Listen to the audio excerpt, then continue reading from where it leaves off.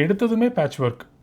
என்ன ஆச்சுன்னா, Canon R6V camera release ஆகி 3 வாரம் ஆயிடுச்சுங்க. நானும் அந்த வீடியோ பண்ணணும்னு உட்காந்துருக்கேன். அந்த 3 வாரத்தில் 2 வாரம் சுத்தமாக சளி ஜலதோஷத்திலே போயிடுச்சு. இப்போ கூட எனக்கு அப்படியே உள்ள கொணங்குது. நான் பேசும்போது நான் பேசுகிறது இங்கெங்கேயோ எனக்கு கேட்குது மண்டைக்குள்ளேயே. அந்த மாதிரி என்னவோ ஒரு ஃபீலிங் எனக்கு. சுத்தமாக பேச முடியல, இருமல் வேறு படுக்க போட்டுருச்சு 2 வாரத்துக்கு. ஒன்றும் பண்ண முடியல. ரொம்ப சாரி. கேனன் மேலெல்லாம் எந்த வன்மமும் கிடையாது. இன்ஃபேக்ட் எனக்கு இந்த கேமரா ரொம்ப பிடிச்சிருக்கு, R6V கேமரா. அதை பற்றி கொஞ்சம் சந்தோஷமாக பெருமையாக நல்ல விதமாக பேசலான்னு நினச்சாலும் கூட இப்படி ஆகிடுச்சு நிலமை.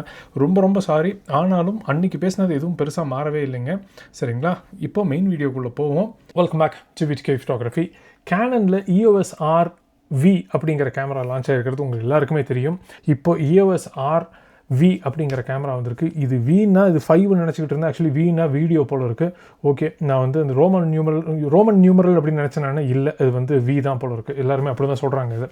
சரிங்களா, ஓகே. EOS R-V இந்த கேமரா எந்த கேமராவுடைய டைரக்ட் காம்படிஷன் அப்படின்னு பார்த்தாக்கா, பெருசாக இப்போ மார்க்கெட்டில் இருக்கிற எந்த கேமராலையுமே இது ஒரு காம்படிஷன் கிடையாது. இதுவே ஒரு தனி லீக். இது அந்த லெவலில் சூப்பராக பண்ணியிருக்காங்க இந்த கேமராவை.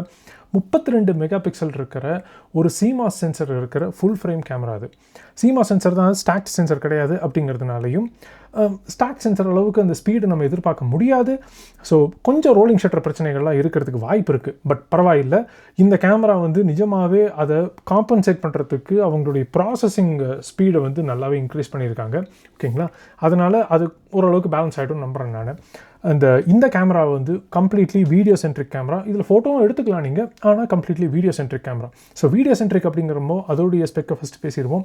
ஸோ 7Kல DCIயில் எழுதிக்க முடியும் 30 FPS வரைக்கும். 4Kல 120 FPS வரைக்கும் எழுதிக்கலாம். 1080pல 240 FPS வரைக்கும் எழுதிக்கலாம். இது எல்லாமே ரொம்ப நல்ல ஸ்பெக். இதெல்லாம் போக வீடியோ சென்ட்ரிக் கேமராவுக்கு ரொம்ப முக்கியமான ஒரு விஷயம் கோடெக்னு வந்துருச்சுனாக்கா ரால எழுதிக்கலாம் இன்டர்னலாக. எனக்கு இந்த ஒரு விஷயம் நிச்சயமாக புரியலை. ஏன்னா நிக்கான் வந்து ரெட்டு கூட சண்டை போட்டு இன்டர்னலாக ரா எழுதினீங்கனாக்கா நான் கம்பெனி வாங்கிடுவேன் அப்படின்னு சொல்லிட்டு நிக்கான் வந்து ரெட்டு கம்பெனி வாங்கிட்டாங்க. ஆனால் கேனன் மாத்திரம் எப்படி ஜாலியாக ரால் எழுதிட்டு இருக்காங்கன்னு தெரியல. சரி, முன்னாடி கூட ரெட்டு கூட ஒரு டைப் இருந்தது, அவங்க மவுண்ட் அதில் இருந்தது அப்படிங்கிறதுனால ஓகே. ஆனால் இப்போ ரெட்டு கம்பெனியும் நிக்கான் வாங்கிட்டாங்க. ஆனாலும் எப்படி இன்டர்னலாக ரால் எழுதுறாங்கன்னு தெரியல. எப்படியோ கெத்தாக தான் எழுதிட்டு இருக்கிறாங்க இப்போ வரைக்கும். சூப்பர் தான். இது அப்படி நீடிக்கட்டும். அது ஒன்றும் யாரும் அதில் கொண்டு மண்ணை கொட்ட வேண்டாம். இது ஒரு நல்ல விஷயம். ரால வீடியோ எழுதுறாங்க அப்படிங்கிறது சூப்பரான ஒரு விஷயம் தான். அது இந்த மாதிரி ஒரு $2500 கேமராவில் இவ்வளோ ஜனரஜகமாக வந்திருக்கு அப்படிங்கிறதும் ரொம்ப நல்ல விஷயம்தான் கண்டிப்பாக. சரி, ரால எழுதுறது ஒரு சைடாக இருந்தாலும் நம்மள மாதிரி கன்சியூமர்ஸ்க்கு ரொம்ப முக்கியமான ஒரு விஷயம் வந்து 10 பிட்டில் இந்த அளவுக்கு கோடெக்கெல்லாம் ஸ்ட்ராங்காக இருக்குது அப்படிங்கிறது தான். அதில் 10 பிட்டில் 4:2 எழுதிக்கலாம் நம்ம இந்த கேமராலையும். அதெல்லாமே ரொம்ப நல்லா பண்ணியிருக்காங்க. H.265, H.264 எல்லாமே ஓகே தான் அதில். சரிங்களா, அதில் எந்த ப்ராப்ளமும் கிடையாது. சூப்பராக இருக்குது. இந்த கேமராவில் dual pixel auto focus Mark II இருக்குது. டியூவல் பிக்சல் ஆட்டோ ஃபோக்கஸ்லாம் வந்து எந்த அளவுக்கு மெச்சூர்ட் அப்படிங்கிறது நமக்கு எல்லாருக்குமே நல்லாவே தெரியும். இப்போது இந்த ட்ரெண்டுக்கு தகுந்த மாதிரி இந்த வெர்டிக்கல் வீடியோஸ்லாம் நிறைய பேர் எடுக்கிறாங்க இல்லைங்களா, அவங்களுக்கு தகுந்த மாதிரியும் இந்த கேமரா வெர்டிக்கலாகவும் யூஸ் பண்ணிக்கலாம், ஹரிசாண்டலாகவும் யூஸ் பண்ணிக்கலாங்கிற மாதிரி வெர்டிக்கலுக்கு தேவையான அந்த மவுண்டிங் பாயிண்ட்ஸும் இந்த கேமராவில் இருக்குது. சரிங்களா, அதனால இது வந்து ஒரு vlogger ஸ்டைல் கேமராவாகவும் சொல்லலாம், இல்லை புது ஜென்ரேஷன் கேமராவாக இருக்கும். புது ஜென்ரேஷன் இப்போ இருக்கிற ஜென்ரேஷன் பசங்களுக்கான கேமராவாகவும் சொல்லலாம் இதை. ஸோ ரொம்பவே ஒரு பவர்ஃபுல்லான ஒரு பாடி தான் இந்த R-V. ஓகேங்களா, நெக்ஸ்ட்டு இன்பாடி இமேஜ் ஸ்டெபிலைசேஷன். இதுதான் இதுக்கு முன்னாடி வந்திருந்த கேனன் சினிமா பாடியில் இல்லாமல் இருந்தது. இதுவுமே ஆக்சுவலி சினிமா பாடியில் தப்பாக சொல்கிறேன் நான். இது சினிமா பாடி கிடையாது, இது வெறும் வீடியோ சென்ட்ரிக் பாடி தான் அது. சரிங்களா, சினிமா அப்படின்னு வந்துருச்சுனாக்கா அதுக்கு நிறைய விஷயங்கள் நம்ம எதிர்பார்ப்போம். இது அவங்க சினிமா அப்படின்னு சொல்லிட்டு எங்கேயுமே சொல்ல அப்படிங்கிறதுனால நம்ம சினிமாவுக்கு தேவையான விஷயங்களை இதில் எதிர்பார்க்காமல் இருக்கிறது பரவாயில்ல தான், ஒன்றும் பிரச்சனை இல்லைங்க. ஏன்னா இப்போ சினிமானாக்கா நம்ம ஷட்டர் ஆங்கிள் தேவைப்படும் நமக்கு, அது இதில் கிடையாது. அதே மாதிரி இந்த யூட்டிலிட்டிஸே, சினிமாக்கான யூட்டிலிட்டிஸே நிறையா இருக்கும். இந்த அனமார்பிக் டிஸ்குவீஸ் அது இதுன்னு ஏகப்பட்டது இருக்குங்க. அதெல்லாமே வந்து இந்த கேமராவில் கிடையாது அப்படிங்கிறதுனால பரவாயில்லை. ஏன்னா அங்கே சினிமா அப்படிங்கிற மாதிரி இவங்க மார்க்கெட் பண்ணவே இல்லை. இதுவே ZR எடுத்துக்கிட்டிங்கனாக்கா அது சினிமானே மார்க்கெட் பண்ணாங்க, ஆனால் அதில் நிறைய விஷயங்கள் இல்லை அப்படிங்கிறது நமக்கு பெரிய கம்ப்ளைண்ட்டாக இருந்தது. மார்க்கெட் பண்ணும்போது கரெக்டாக பண்ணிட்டாங்க அப்படின்னாக்கா, அதுக்கான செக்ரிகேஷனில் இருந்தது அப்படின்னாக்கா ஒரு ப்ராப்ளமும் இல்லை, நோ ப்ராப்ளம். ஓகே, இந்த கேமராலையும் கேனன் லாக் 2ல் எழுதிக்கலாம் நம்ம. அது கேனன் லாக் 2 அப்படிங்கிறது வந்து டைனமிக் ரேஞ்ச் இன்னும் கொஞ்சம் எக்ஸ்ட்ராவாக இருக்கும். ஸோ 15 ஸ்டாப் டைனமிக் ரேஞ்ச் வரைக்கும் இந்த கேமராவில் எழுதிக்க முடியும் அப்படிங்கிறது அருமை. ஸோ இன்பாடி இமேஜ் ஸ்டெபிலைசேஷன் இருக்குது. டியூவல் பிக்சல் ஆட்டோ ஃபோக்கஸ் இருக்குது. அதே மாதிரி இந்த கேனன் லாக் 2ல் எழுதிக்கலாம் நம்ம, 7K 30 FPS வரைக்கும் எழுதிக்கலாம் நம்ம. இது எல்லாமே ரொம்ப ஸ்ட்ராங்கான பாயிண்ட்ஸ் தான்.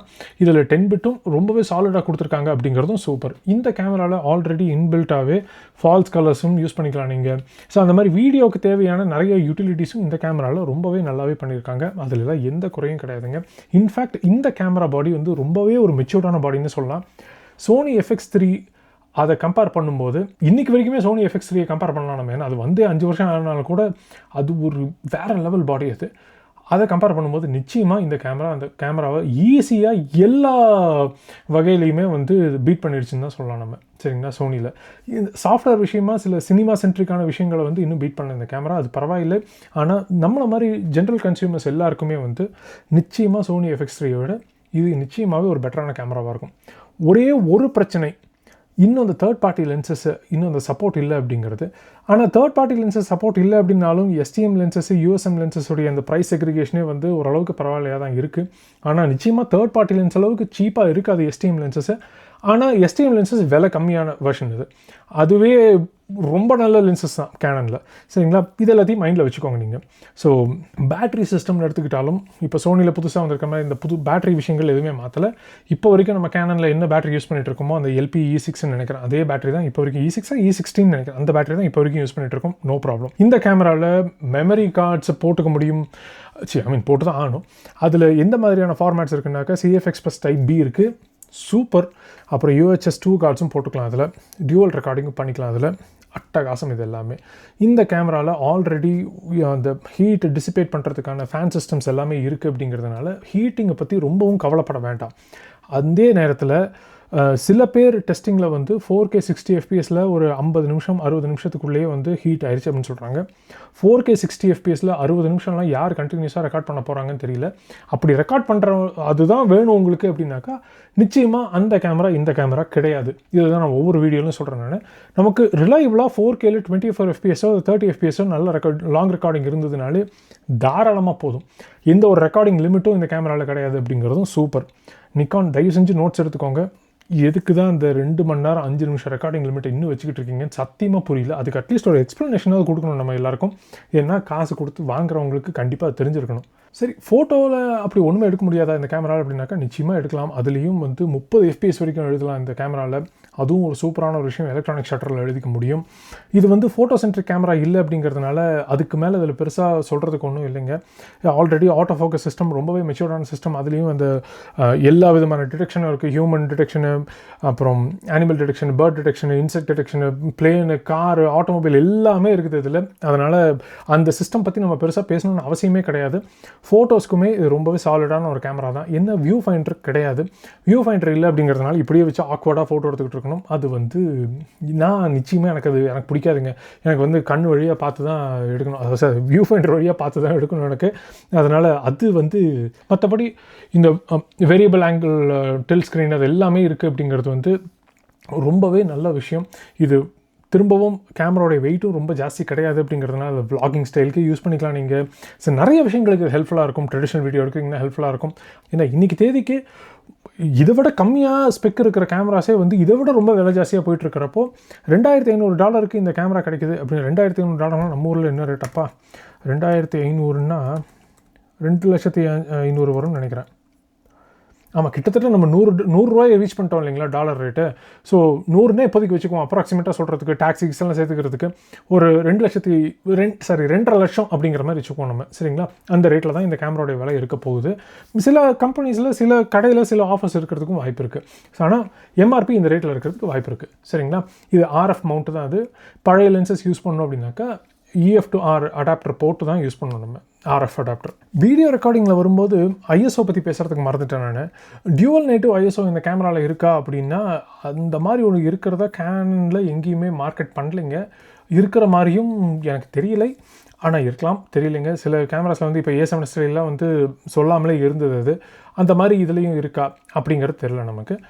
டியூவல் நேட்டிவ் ISO அப்படிங்கிற மாதிரி எதுவும் இல்லை. ஆனால் ISOவோட ரேஞ்ச் வந்து 100லேருந்து 25,600 வரைக்கும் யூஸ் பண்ணிக்கலாம் நீங்கள் வீடியோவில்.